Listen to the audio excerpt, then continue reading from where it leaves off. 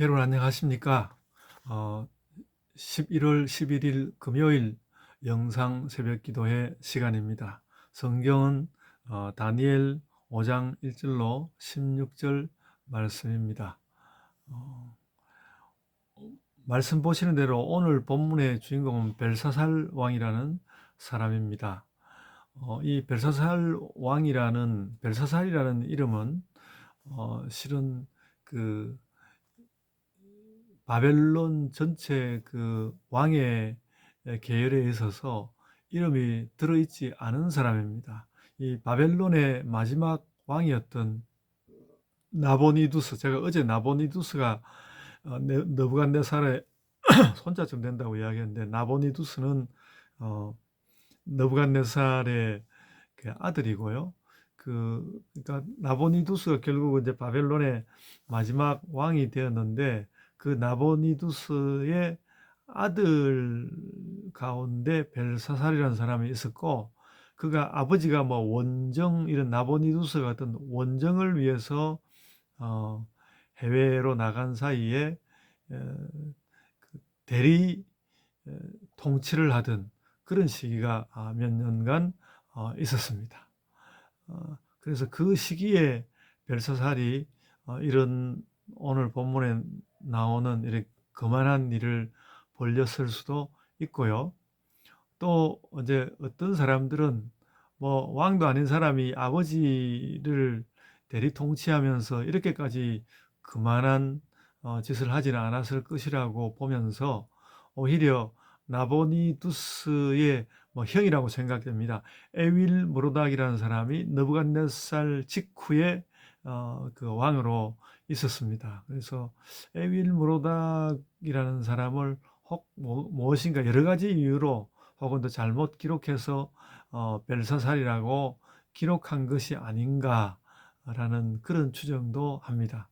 어, 실제 그 시기의 역사적인 개연성을 생각해 볼 때는 에윌 모로닥일 가능성이 상당히 높고요. 반면에 명확히 이름이 나와 있으니까 어쨌든 그 이름이 나와 있는 벨사살의 일이 맞을 것이다 라고 보는 것도 무시할 수 없는 일이고, 그것도 여전히 가능성이 있어서 둘 중에 어느 쪽을 취해야 할지를 결정하는 것은 상당히 많이 구약 성경에 이제 정통한 사람만 할 수 있는 일인 것 같고, 아무리 정통하다 할지라도 확연히 이것이다라고 말하기는 어려울 것 같습니다. 그러나 어쨌든 그래서 그가 누구이든 크게 관계는 없는 것 같고요. 그 둘 중 벨사살이든 에윌 모로닥이든 어, 말하자면 그 자신들의 그 신료들을 1000명이나 되게 불러 모아가지고 궁에서 잔치를 벌이고, 거기다가 또 그 그만한 마음이 닿을 자리가 없어가지고 아버지 느부갓네살, 그 유다를 정복하던 아버지 느부갓네살도 감히 하지 않았던 짓을 벌였습니다. 예루살렘에서 가져온, 아마도 그 상당히 그 그릇이 아름답고 좋았던 것 같습니다. 그 금잔 은잔들을 내오라고 해서 거기에다가 술을 따라서 먹고 방탕한 짓을 벌이고는, 또 거기다가 뿐만 아니라 4절에 보시면 그들이 술을 마시고는 금, 은, 구리, 쇠, 나무, 돌로 만든 신들을 찬양하였다. 그 여러 이제 뭐 다 신들이니까요. 자기들 원하는 대로 이런저런 신들의 또 찬양을 보내는 아주 방탕하고 특별히 이제 하나님께서 보실 때 신성모독적인 이런 행위들을 하고 있는 가운데서 갑자기 그들의 궁벽에 어, 그 알 수 없는 손가락들이 나타났어. 그 손가락들이 나타났다고 했습니다. 5절 보면 손가락들이 나타나서 그 벽에다가 뭔가 글을 썼다고 하였습니다. 그러자 6절 말씀을 보면 그렇게 그만하고 그렇게 즐겁고 그렇게 세상에 못할 일이 없는 것처럼 그렇게 나부대든 설쳐대든 이 사람들의 분위기가 찬물을 끼얹은 듯이 고요해졌고, 특별히 왕에 대해서도 6절을 보면 왕의 절기던 얼굴빛이 변하였다고. 그리고 무릎이 서로 맞부딪히는, 무릎이 뭐 달가닥거리면서 부딪히는 그런 상황이 되었다고 적고 있습니다. 세상의 통치가 그와 같습니다. 예, 어제 그제 또 오늘까지도 걸쳐서 미국의 그 중간 선거, 대통령 선거 이후 가장 중요한 선거라고 하지 않습니까?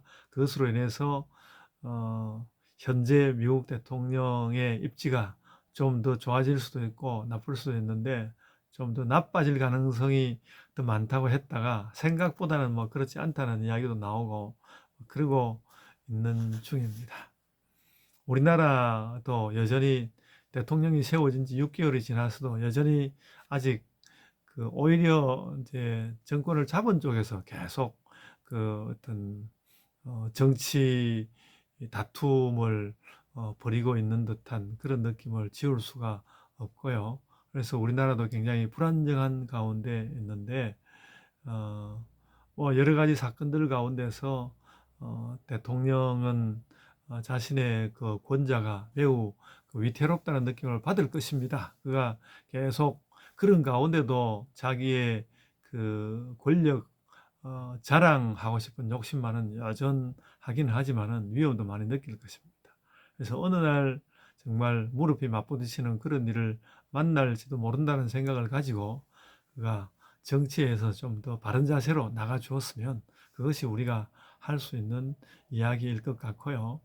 오늘날 우리가 살아가면서 우리도 삶에서 그만하거나 혹은 또 뭐 내 멋대로 한번 살아보지 뭐 이런 생각을 해서는 안 된다는 그런 경계를 오늘 이 말씀으로부터 받았으면 좋겠습니다. 그래서 무릎이 달그락거리고 무릎이 맞부딪히는 이런 일이 없도록 그래야 한다는 생각이 듭니다. 저는 오늘 이 말씀을 보면서 저 나름대로 이렇게 제 사는 시간들을 돌아보았을 때 사람들의 사는 삶이라는 것이 늘 불안정하고 어렵지 않습니까?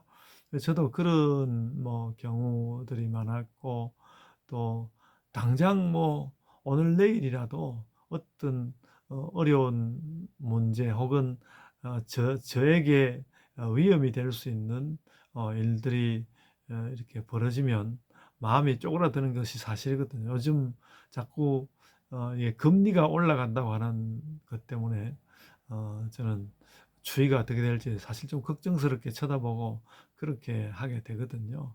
그래서 막 그것을 급격하게 두려워한다기보다는 오히려 내가 좀 더 나의 삶을 더 바르게 할 수 있고 더 힘차게 할 수 있는 노력들을 해가면서, 그런 노력들 가운데 그 노력을 할 수 있는 한은 그렇게 노력해 가면서 바른 세상, 좀 더 힘을 기울인 삶, 더 정상적이고 하나님 앞에 하나님 제가 약한 대로 약하지만 이렇게 살았습니다 하고 말할 수 있는 그런 삶을 살아야 하겠다 이런 생각을 합니다. 여러분 또 이런 말씀으로 너무 마음을 쪼아붙이고 아이고 부지런히 살아야 되겠구나 하고 조마조마한 마음을 가지지는 마시고 하나님 앞에 기도하는 마음을 가지고 그 하나님 앞에 기도하는 그 기도로부터는 든든한 마음을 가지고 그 든든한 바른 마음으로 삶을 사시는 것이 최선이다 하는 말씀을 드립니다.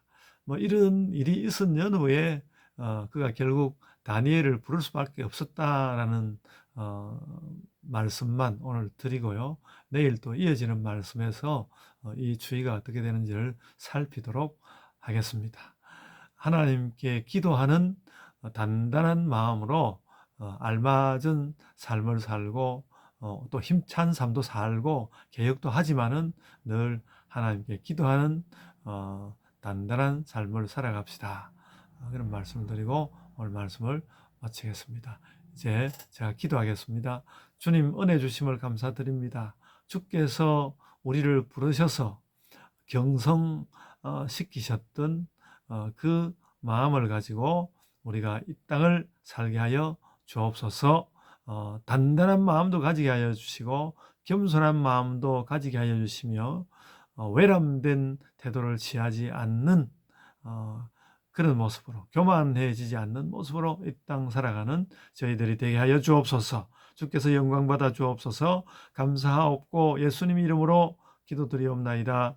아멘. 하늘에 계신 우리 아버지여, 이름이 거룩히 여김을 받으시오며 나라가 임하옵시며 뜻이 하늘에서 이룬 것 같이 땅에서 이루어지이다. 오늘날 우리에게 일용할 양식을 주옵시고 우리가 우리에게 죄 지은 자를 사하여 준 것 같이 우리 죄를 사하여 주옵시고 우리를 시험에 들게 하지 마옵시고 다만 악에서 구하옵소서. 나라와 권세와 영광이 아버지께 영원히 있사옵나이다. 아멘.